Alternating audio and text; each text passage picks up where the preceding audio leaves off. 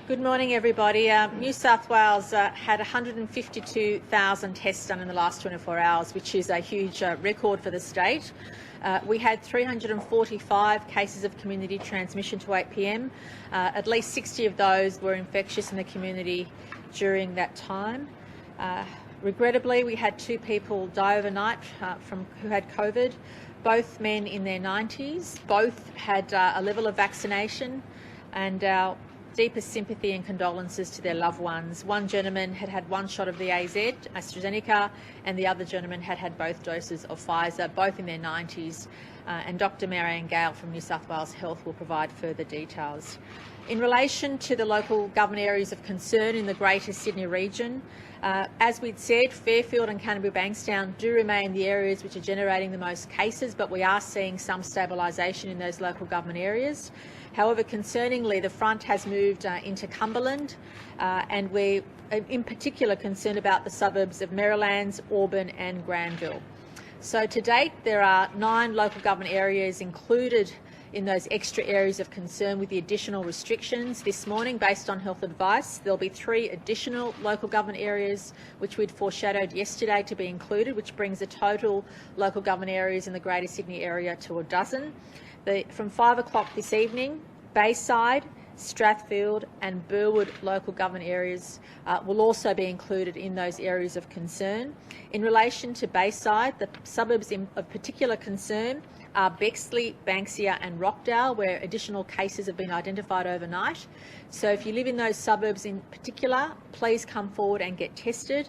But also, of course, in Strathfield and Burwood, which are geographically smaller areas, but we are noticing relative to the populations there an increasing number of cases. And as a precaution, those additional council areas have been brought into those areas of concern. We are asking also people who live in the inner west and also in Camden to be on extra watch and alert, and health authorities are watching the cases in those areas very closely. In terms of regional New South Wales, pleasingly, Armidale, Tamworth and Northern Rivers continue to have 0 cases, which is a positive sign. So those 3 local government areas or communities who are currently in lockdown continue to have 0 cases. Unfortunately, the same isn't the case for Hunter and New England, where there's been a number of cases overnight. And as a response to that, New South Wales Health has recommended that those local government areas which are currently in lockdown, including the Hunter and the Upper Hunter areas, will be extended by another week. So rather than coming out of lockdown tomorrow, that will be extended another week given the additional number of cases. And I think given what the area is experiencing, the community would understand why that's the case.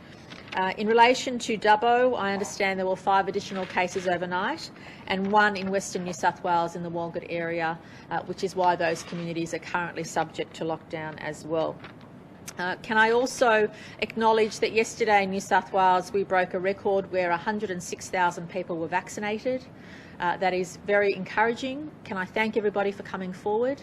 And pleasingly, we've seen people, especially in those local government areas of concern in Western and Southwestern Sydney, come forward for vaccinations, and that's exactly what we need to see. Can I please encourage everybody to come forward and get vaccinated?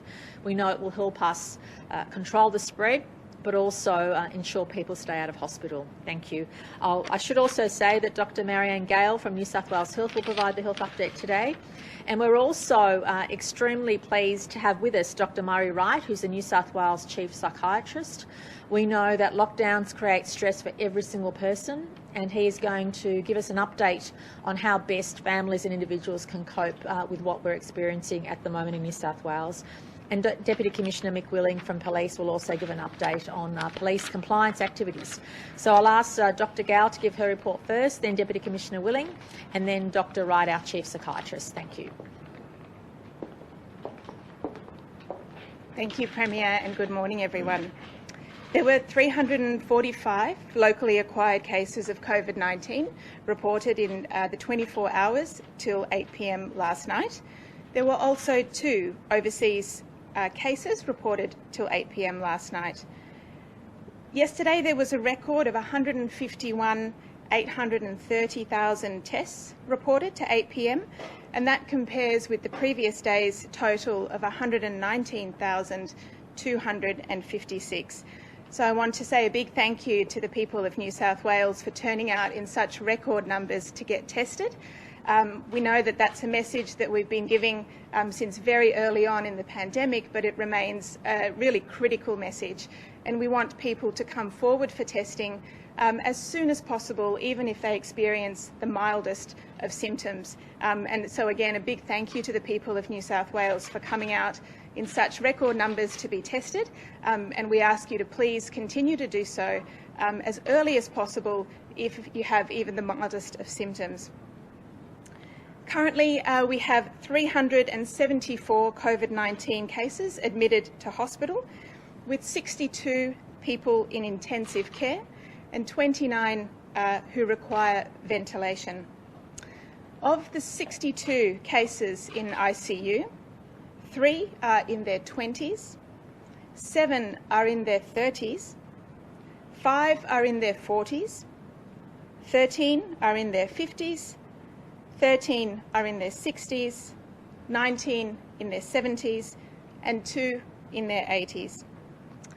Of the 62 people in ICU, 57 are not vaccinated, and the remaining 5 have had 1 dose of either AstraZeneca or Pfizer. As the Premier has said, today we're sad to announce that we've been notified with the deaths of 2 people overnight. They are a man in his 90s from southwest Sydney who died at Liverpool Hospital. He acquired his infection as part of the Liverpool Hospital outbreak, and there are now 7 deaths linked to the Liverpool Hospital outbreak. The second case is a man in his 90s who died at Royal North Shore Hospital. He was a resident of Wyoming Residential Aged Care Facility in Summer Hill. He tested positive on July 31st and was admitted to Royal North Shore Hospital the following day, and he was fully vaccinated. As the Premier has already expressed on behalf of New South Wales Health as well, I also express my deepest sympathies to the families of those 2 gentlemen who passed away, and we recognise that these deaths are extremely painful for those families, and our heartfelt condolences to you. I'd like to also provide a bit more detail around Western New South Wales. As the Premier mentioned, we have a total of 6 cases currently in Western New South Wales, and 3 of those cases identified in Dubbo overnight. With the stay-at-home orders for those LGAs in that western area of the state, a really important message for all that community to please stay at home, don't go out, only if you have a reasonable excuse to do so. It's incredibly important to protect your families, your households, and just a reminder that your household really is those people who live at home with you, not broader family members. I also want to say a specific call out to our Aboriginal community. We know that many of those affected areas have a high proportion of Aboriginal people, and I ask all our Aboriginal community as well to please stay at home, come forward for a test if you have symptoms, and of course please get vaccinated with any available vaccine as soon as you can. Finally, I'd just like to provide a bit more detail around the Hunter New England cases. There are 24 cases across Hunter New England LHD.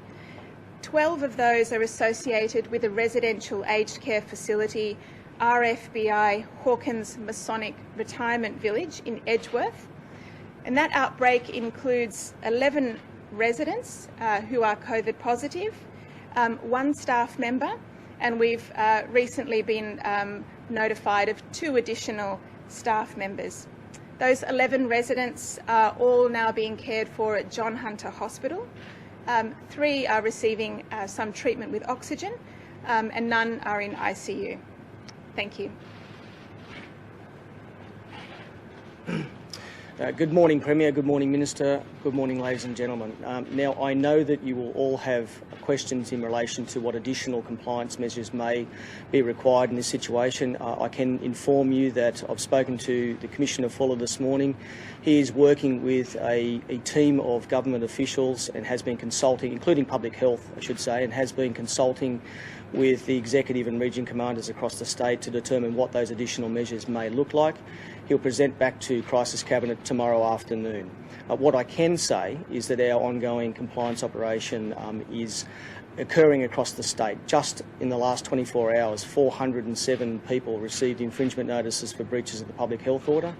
176 of those were, again, for not wearing a face mask. 56 people were charged with breaches of the public health orders, and police continue to respond to large numbers of calls to Crime Stoppers in relation to breaches of public health orders, 1,200 in the last 24 hours alone, and we've checked on over 2,700 individuals. So those compliance operations are ongoing at the moment. We are still seeing people who are willingly or recklessly not abiding by the current health orders. Just this week, we saw a person travel out to parks in breach of a public health order without a reasonable excuse. Yesterday, 2 businesses in the Mullumbimby area received infringement notices because of breaches of the public health order. So it's still ongoing. What I can say, obviously there are additional local government areas that are the subject of restrictions at the moment. Emergency management arrangements have been stood up in Western New South Wales, in addition to those that are currently in place in the Newcastle area and indeed across Greater Sydney. Those emergency management arrangements are there to provide support to those communities to ensure that they get through this current period of restrictions with as much support as they possibly can. Thank you.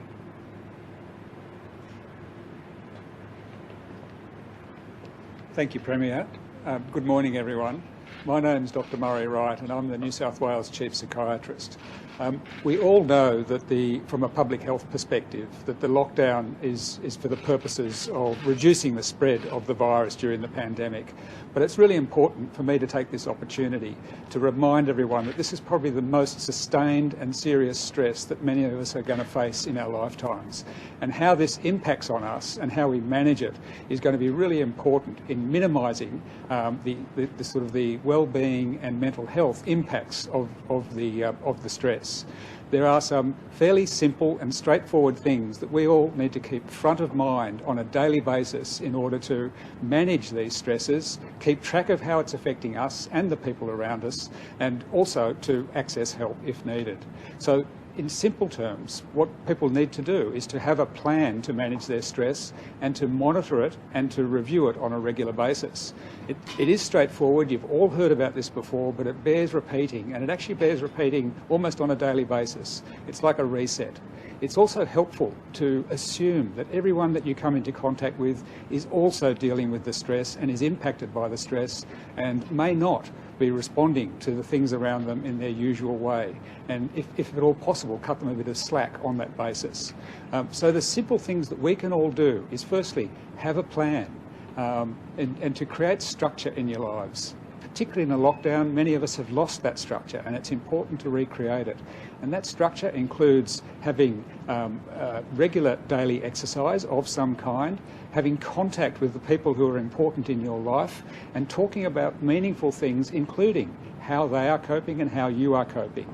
It's important to monitor things like your diet, like your sleep, like your alcohol intake, and also to set goals every day and review that. Now, none of us always execute the perfect plan, but it's important to review it and it's important to renew it on a daily basis. If things are not working, and the signs of things not working include difficulties with sleep, difficulties with concentration, feeling unduly fatigued, feeling overwhelmed, feeling irritable, or consuming too much alcohol. And if any of those things are happening, either to you or people around you, you should make it a subject of consideration. What can I do to change to change how I'm approaching the day, or do I need help? Ask people if they're okay. That never does harm, and it often does a world of good. And and making it a regular subject, as well as talking about the pandemic, talking about well-being is really critical for all of us. It will minimise the impact, and it will minimise the long-term impact of mental health issues long after the pandemic is gone.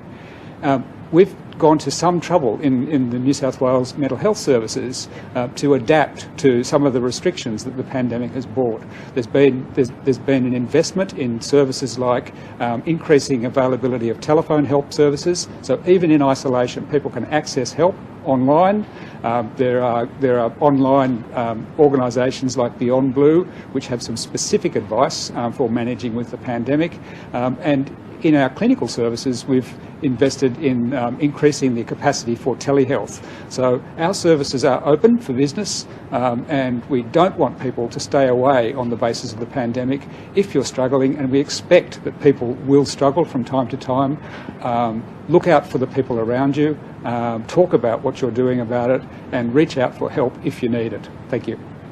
Premier, are you looking at calling in more ADF resources? What role would they play and how many? And are you considering a ring of steel around Sydney? What other measures are you looking to tighten? Yeah, certainly. And can I say New South Wales Health and Police have been involved in dealing with the pandemic from day one, and we're making sure that we don't leave any stone unturned in relation to extra ADF resources. Of course, the Police Commissioner always has that opportunity to ask for more, and I suspect he will.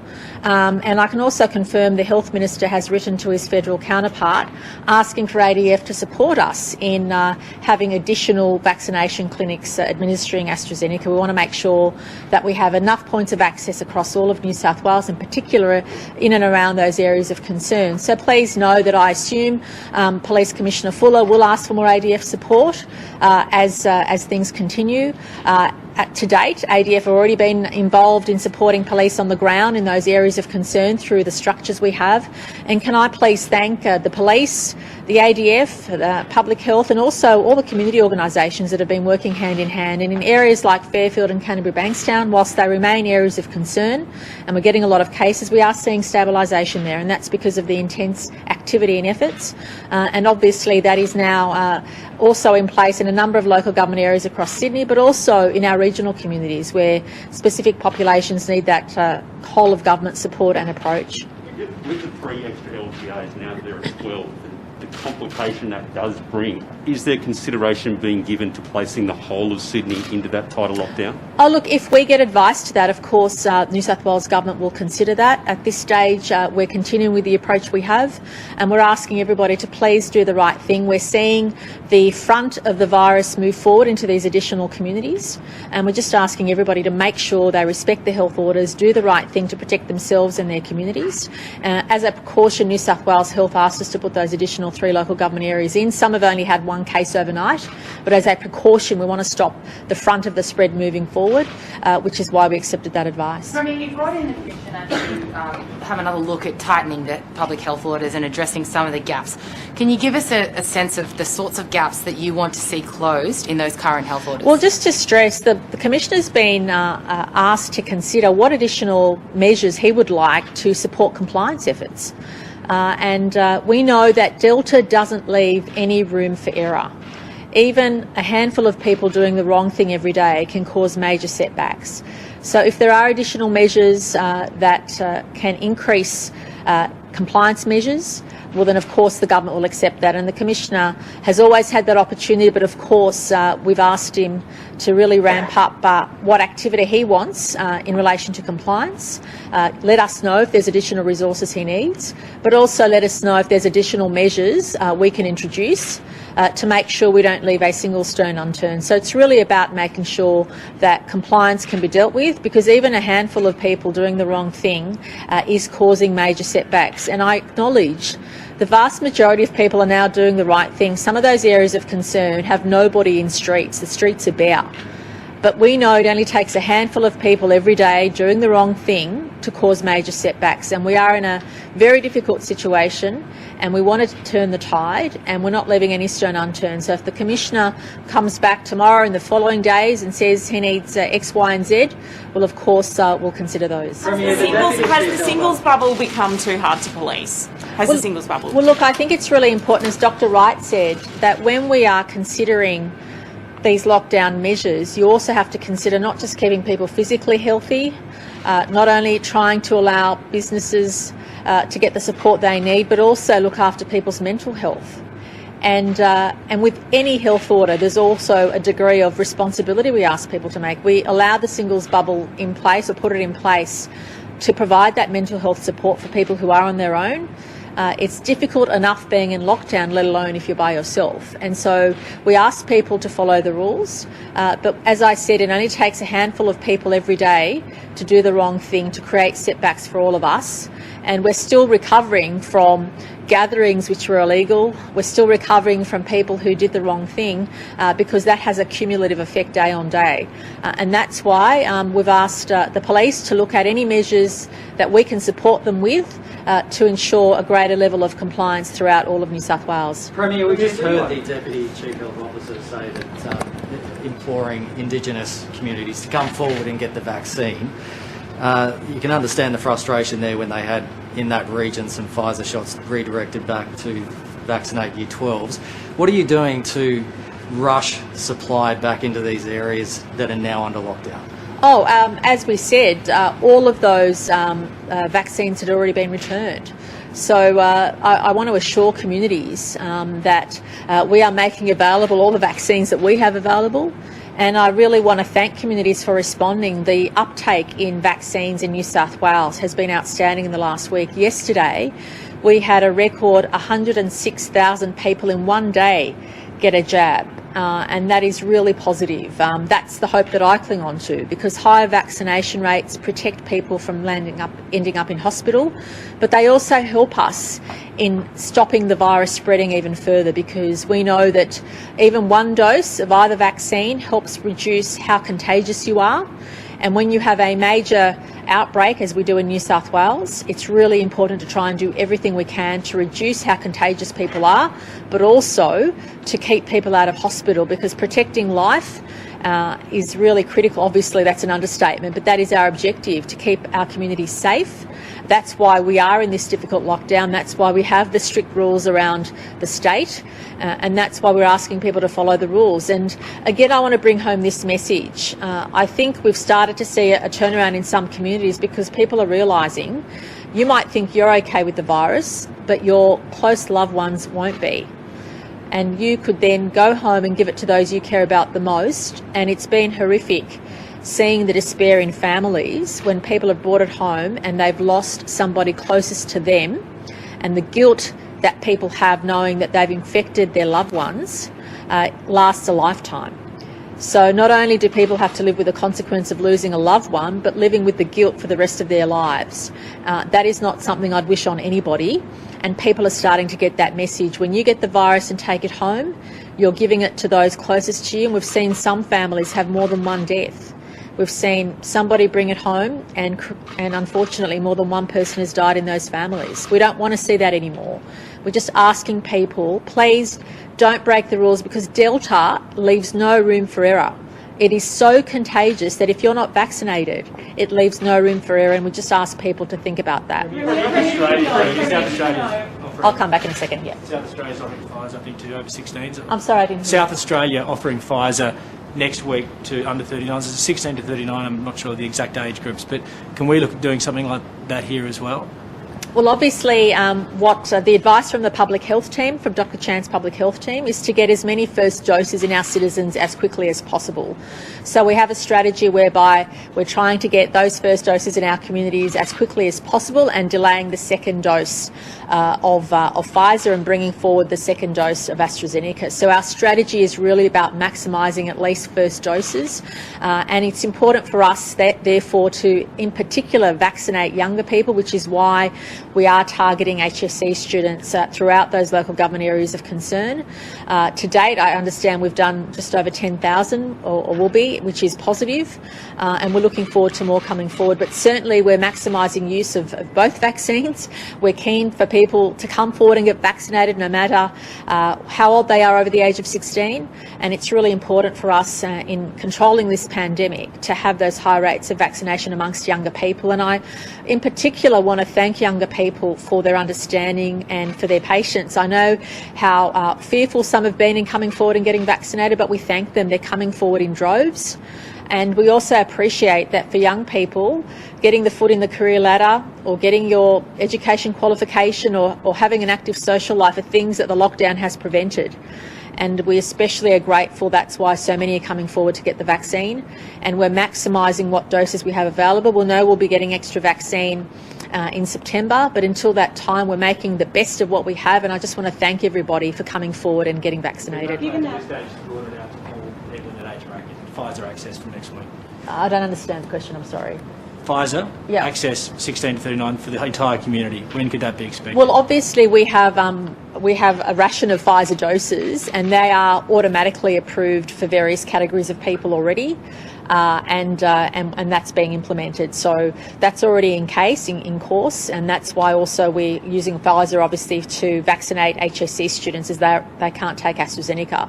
But we're asking everybody to come forward and get the vaccine that's available to them, and if anybody has concerns they can consult their GP. But we're also asking people to utilise the pharmacies. They've been outstanding. Can I in particular thank the Pharmacy Guild of Australia and New South Wales? They have really stepped up and supported our efforts in getting people vaccinated. It's been amazing.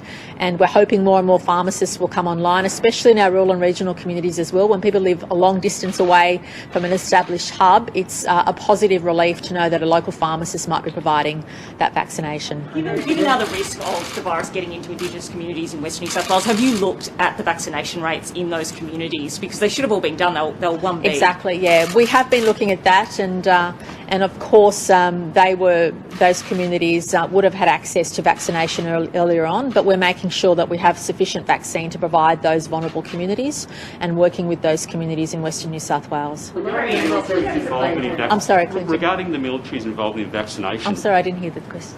Sorry, Clinton. Yes. Regarding the military's involvement in vaccination, what would that look like?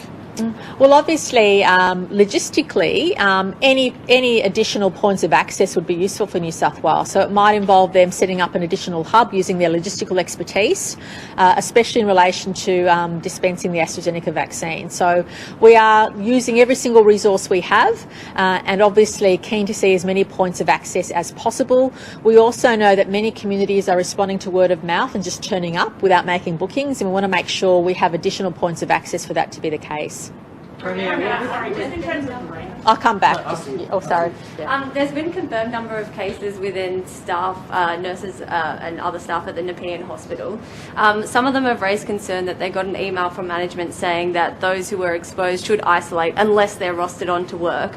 A lot of the staff there are saying that they're worried and frightened and say that management doesn't really have their back, particularly that they're frontline workers. Should there be other protocols for hospitals? It doesn't seem like they're following the rules for nurses. What are we doing to make sure that they're safe? Yeah, can I ask Minister Hazard to answer that question, if that's okay? But I'll just start by saying, can we thank all of our frontline workers, especially our nurses, for the role they're playing in dealing with the outbreak. And please know that when we think about the health and safety of our citizens, we automatically think of those staff we're asking to work on the front line in our hospital system, and they bear the greatest risks, their families do, and I just want to express my gratitude to all of them. I'll ask Minister Hazard to answer that question. Thanks, Premier.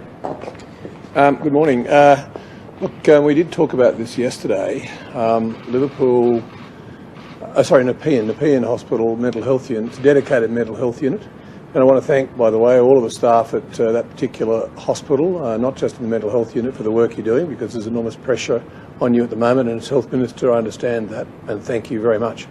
The mental health unit has approximately 30 to 31 patients at any one time, and those patients obviously intermix with each other during the course of the day.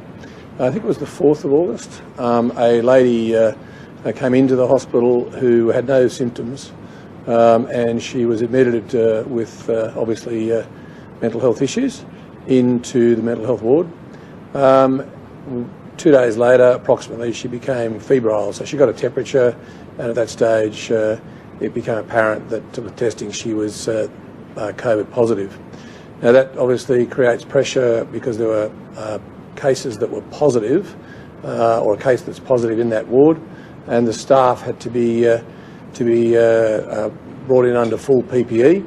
There were discussions that took place with the staff about how they'd try and manage the situation. I spoke to the operations manager there yesterday. I've spoken to him again this morning, and it is a challenge. You can't walk away from the fact that it's a challenge in that situation, because the balancing act is looking after mental health patients who have, in some cases, quite severe dissociated thoughts, and a very, very professional group of nurses and staff who manage these patients in the normal course. Because there's COVID, they now have a number of staff that have had to go off. What they would refer to as furloughed, or been put off for a little while for the period of 14 days, and that's created some issues. I was assured this morning that they do have a complement of staff. They've had to make a very difficult decision in terms of closure of the mental health smaller unit up in the Blue Mountains, and a number of those staff are now assisting down in the Nepean mental health unit, and in addition they've also had to seek assistance out of the general hospital, so they also have a number of general nursing staff there who've come over and obviously wearing full PPE as they manage those patients. Patients who are positive, clearly positive, have been transferred into the COVID ward, the dedicated COVID ward at Nepean. And look, can I say this is health in a pandemic. Managing a health system is very, very difficult. One of the access points that is obvious is hospitals, because people who are positive come into hospitals, hopefully knowingly, but sometimes not knowingly because they're not symptomatic. And we've talked about this ad nauseum, that unfortunately patients or people who have the virus can actually have it with absolutely no symptoms, but they then can, of course, pass it on. It's worldwide that hospitals have been under enormous pressure. Our hospitals are now under a substantial pressure. Nepean is under substantial pressure. I want to thank the staff who've come from those other wards. I want to thank the staff who have come down now. There were some issues yesterday that I talked about yesterday, but there are a number of staff who are now backing in the staff at Nepean in the mental health ward and looking after the patients. And it's a difficult task. We heard earlier in the week Dr. Totoro talk about what it was like with an ICU specialist trying to look after staff who are look after patients who have the virus. It's no different if you're in a mental health ward, except that the complexity is even more, because obviously there's the mental health issues plus generally looking after the patients. So, but at this stage they're doing what they can, and I'm satisfied that the operational team there have done what they can, and thank them for that. And hopefully that will continue the way I was assured it was this morning.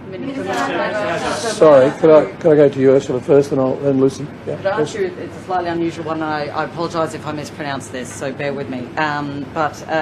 Monoclonal antibody-based therapies, I understand drugs for like breakthrough infections, etc. Are you satisfied that federal health authorities are buying enough of these? Have you heard that we have got those coming into the country, and what difference would they make?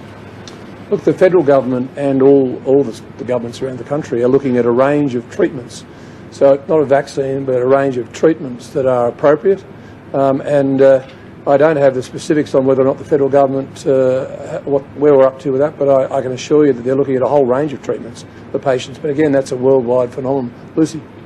Is the decision to revise the public health orders an acknowledgement that there were some loopholes that perhaps needed closing, and what are they likely to be? Well, I think you've stood here almost every day, and we've had journalists who've delighted from time to time in trying to find loopholes. I think that public health orders are a big challenge. I mean, because public health orders have to be literally done in regard or in response to an urgent situation. Almost daily we're looking at them, and we have the health teams looking at the issues. We have the police who, by the way, worked with us almost from the start, and they've been with us working on those issues. I think that we will always have a situation when most legislation, and it's not legislation, I heard a number of journalists today referring to it as legislation. There is legislation which is the Public Health Act, and that was put into place in 2010-2011. And thankfully, it's worked very well here in New South Wales to provide the structure for the public health orders. But public health orders have to be created sometimes in a space of hours to address the issues that we see arising. And there will always be the possibility that there are ways through and around them. And I think I've said that many, many times. But also, as the Premier and I and Dr Chant and Dr Gale and all the others have said, and the Police Commissioner himself have said, that really it's not about the orders as such, it's about the community getting on the journey and being with us to make sure that they do what is a logical public health response to a pandemic. And that is, when you're asked to stay at home, stay in your household, stay at home. If you're asked to go and get tested, go and get tested. If you're asked to have the vaccine, please get the vaccine. And I think there continues to be some reluctance around some areas, and on that front I would just say again, go and get vaccinated. But we'll work. I mean, can I say I welcome the, I know Commissioner Fuller and Deputy Commissioner Willing behind me and Deputy Commissioner Warboys. We've lived this for 20 months together, and I'm delighted that there's some more work being done on that and helping our health team. But it is in the end a health decision which will be worked through with a range of people, including the lawyers, the police, and so on. Could we just pick up on Alex's? Well, we don't know that there's we don't know what's coming. What we know is that we're all working together, and we have been working together. So no, I welcome it. I think that it's a bit more energy and effort in, because what we are seeing is a very, I want to emphasise, 99.9% of the community, thank you, because you are actually complying with what we've asked of you, and not necessarily in health orders, but when we ask you to do it, you do it. That's why we have had 20 months of, until the last few weeks, we had an amazing response here in New South Wales, but obviously the Delta variant is a lot more, it's a lot more ferocious, and that's a worldwide phenomenon. I mean, I think that's just the nature of Delta.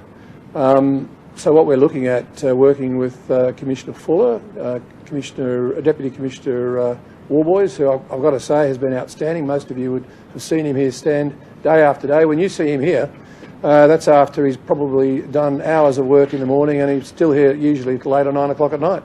So we're working on these issues all the time. But I think just stepping it up that little extra bit, we'll have a look and see how we go. Are you confident that there are enough resources on the ground in health services in Western New South Wales if there's an outbreak in Walgett and in those areas? No, I'm not, and I make that very clear. I wrote to the federal government last night, and I thank Minister Hunt for responding.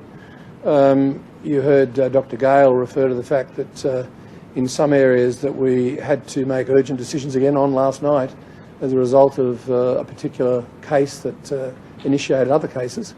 There are very strong Indigenous communities. I think the second biggest building in Walgett is actually the Aboriginal Medical Service, and I know, because I received text messages last night, that they're short-staffed, like everywhere else in the health system at the moment. And I know that they would like to have access to more staff and vaccine. Well, we have had the continuing problem in Australia that whilst I think the federal government did everything possible to try and get as much vaccine earlier on, I know there's been criticisms of them about that, but I think they did. But we have practical problems of getting vaccine into our country because it's still worldwide, probably the most popular product on earth, get some vaccine. So we have had limited supplies coming into New South Wales, and that's created all sorts of work issues for us in terms of delivering vaccines. You can't deliver what you haven't got. And in Walgett, there have been similar issues, but I spoke to our most senior health officials late last night, and they were talking about trying to get some access and reallocate, if we can, to that priority area of more vaccines into that area. But I also wrote to Minister Hunt and pointed out that obviously the Aboriginal population was identified by the federal government as its area of responsibility earlier on in the 1A, 1B, 2A, 2B, and there's still a very substantial percentage, in fact by far the majority of Aboriginal people in that northwestern section of our state have not received the vaccine. And well, you'd have to direct that to the federal government. But I've actually asked for help on that front. Look, can I say, actually, I think priorities. I think that you know, it's not appropriate to blame the federal government or blame anybody really.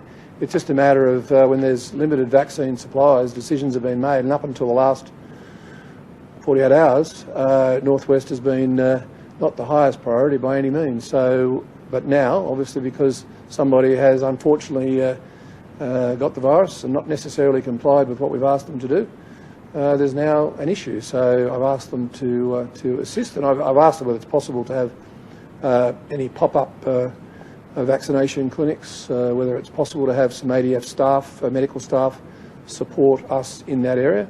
And effectively, it's, as I said, it's primarily their responsibility, but we've been helping as well substantially over the last 20 months. It's a team effort. So, you know, I think and they've responded very quickly. I think I had Minister Hunt respond within minutes to say they would see what they could do and try and get onto it. So I think we just got to hope that everybody's got enough staff and enough vaccine to be able to get up there and do what we need to do. Given you've got more... sorry, can I go to Clinton first and then you? Is that all right? Given you've got more and more regional areas now moving into lockdown, is there consideration for the whole states to go into lockdown? Oh, look, I think the one thing New South Wales has done extremely well, we've done, our staff, I want to thank them, they've done an amazing job. Let me not make this any criticism, our staff have been amazing and they have responded extremely well. But I think there's a defining difference, I'll put it that way, between New South Wales and the other states, and that is we've always tried to keep as much of New South Wales open as is possible.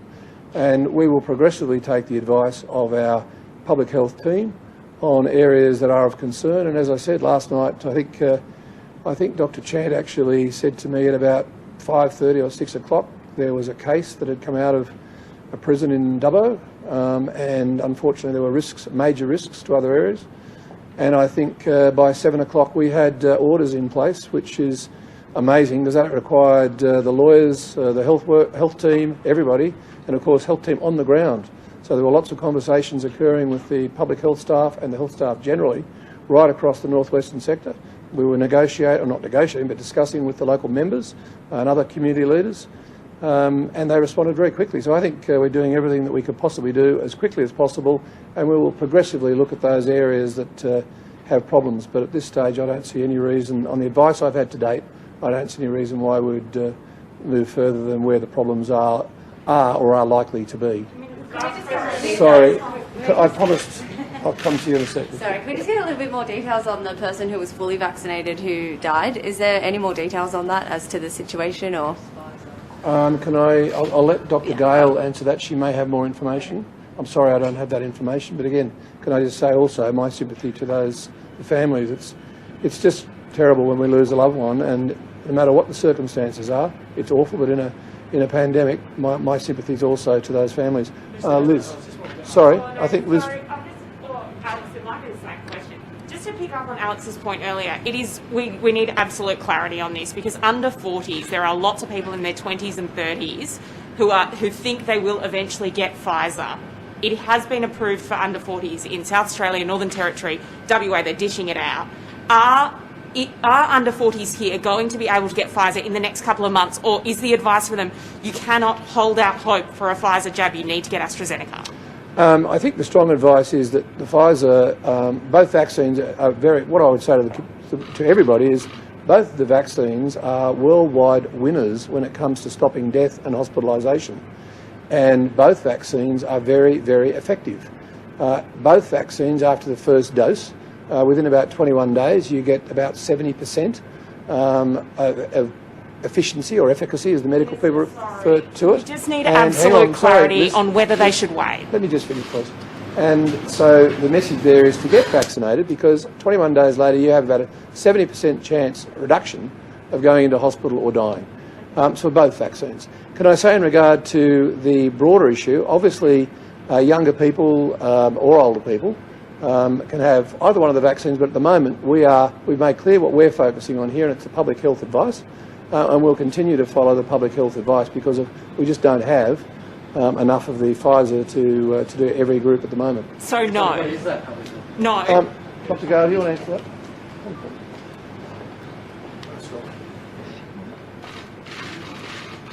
So in relation to vaccination, clearly the advice is for all in our community who are eligible for the vaccine to really try to get the earliest access to whichever vaccine that you can, be that AstraZeneca or Pfizer. So essentially that is the health advice. So for all in our community, please get vaccinated as soon as you can. with either the AstraZeneca vaccine or the Pfizer.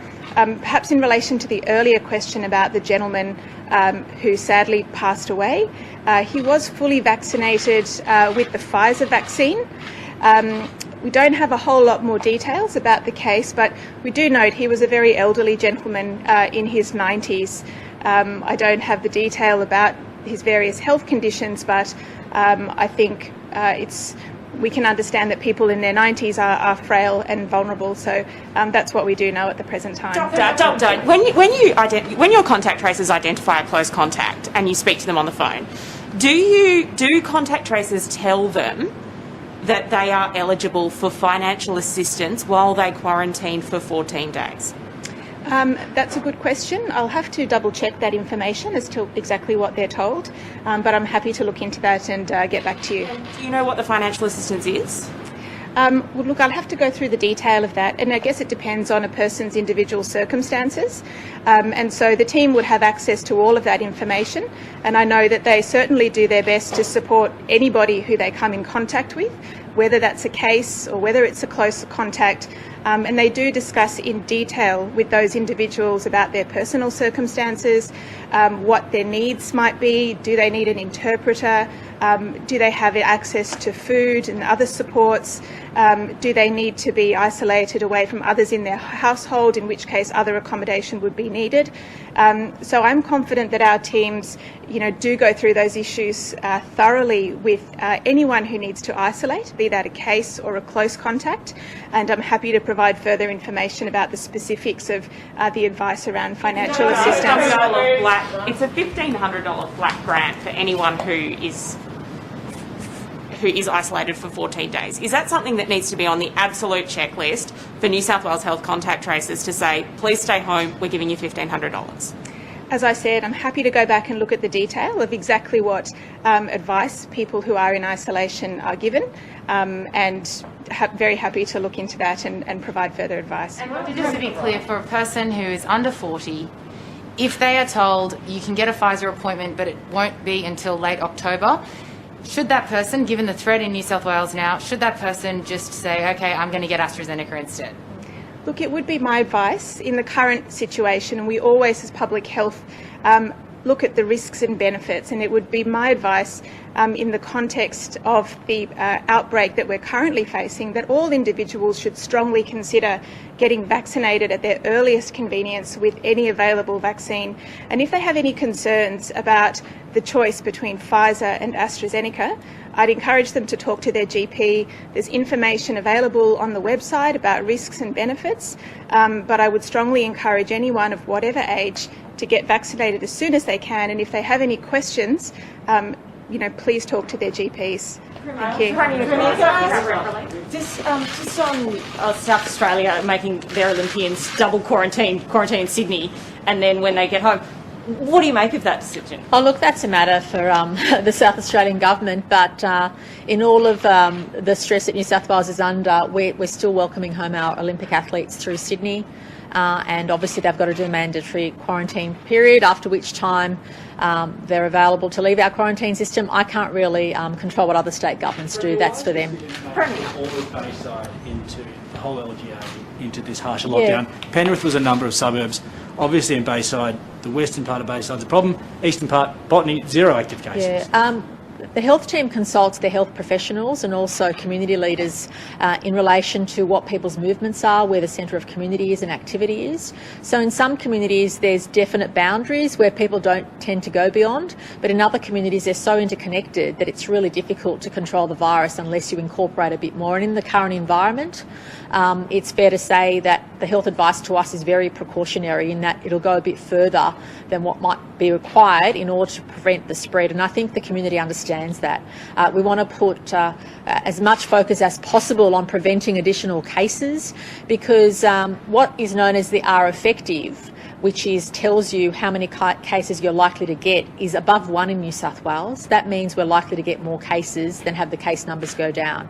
Until we get that R effective below 1, we know that case numbers are unlikely to come down, and that's why the health advice is precautionary to try and get what we call that reproductive or the R effective measure down as much as possible to essentially stop the stem of the spread, as opposed to seeing additional cases every day. And given in the last few days we've seen a cumulative number of in excess of, clearly in excess of 300, we're likely to see that continue unless we take those extra measures, whether it's precautionary in terms of asking further local government areas to go that bit harder, or whether it's asking police to go harder on compliance. And if there's anything else we need to do, we're throwing everything at it, because it's a really critical time for us to make sure we stem the tide of case numbers going up. And at this stage, it's likely they will, unless, of course, these additional measures are put in place, which is why we're doing it. Premier, we've got essential workers now from these 12 LGAs that are having to get surveillance testing every 3 days as part of the rules. The pathology labs are already under significant stress, and there are people who have to wait several days to get a test back. Are you concerned that this is going to blow out the amount of days that it's going to take for someone to get a test back now that we've got so many more people doing testing every 3 days? Yeah, look, there's some of the issues our public health teams look at, because obviously we're pleased that so many people are coming forward for testing, but it does slow down the system. But what we have found with what we call surveillance testing, so authorised workers from various local government areas have been asked to do that 3 daily test, we're finding people without symptoms turning up positive. So we know that in many examples, the spread is being stopped because people are actually caught up in a positive way in that surveillance testing. But you're right, that has to be weighed up with some unintentional delays that may be caused. And that's why it's really important for us to have very targeted messages about who should get tested in what circumstances. But the fact that we've got 150,000 tests is beyond any of our expectation in a day. So we know that part of that is the surveillance testing, part of that is because people are absolutely doing the right thing and coming forward for testing. But obviously it does put extra pressure on pathology systems, it does put extra pressure on getting those quicker turnaround times. But I want to assure everybody that the public health team notifies positive cases as a priority. So if it's taking a bit longer for you to receive the official advice after you've had a test, chances are you're negative. But obviously the public health team jumps on top of the positive cases as a priority, and you'd understand why that's the case. Sorry, would you consider every 5 days? I'll go one more each. Yeah, sorry. Just on the singles bubbles, many people who live alone across Sydney would have had a selected single partner in one of the new LGAs. Can those single people now pick a new visitor, given that their previous person is now presumably off limits? Well, we don't. I'll have to take Dr. Chant or Dr. Gale's health advice on that. But the whole purpose is you cannot change your designated person, because that will increase the likelihood of spread. So if they're in that new LGA, then you can't get another one. If there's any changes, we'll notify you. But the whole purpose is to have the one designated person, so not to have different designated people, because obviously that increases the chances of the spread. But of course, the strong health advice is do not go anywhere near those local government areas of concern unless you absolutely have to. But our recommendation would be just avoid those areas where we know the virus is circulating as a significant proportion. Are you going to extend the moratorium on evictions? Yes, I understand that's already in place. And there were, overnight though, just in terms of the Service New South Wales backlog, as fast as the backlog's being cleared, it's banking up again. So yesterday 5,000 were approved, but it was received of 8,000. So it's actually banking up faster than how are things going in clearing? Yeah, the good news is they're processing thousands and thousands of applications every day, and I understand definitely by next week that the backlog will be cleared.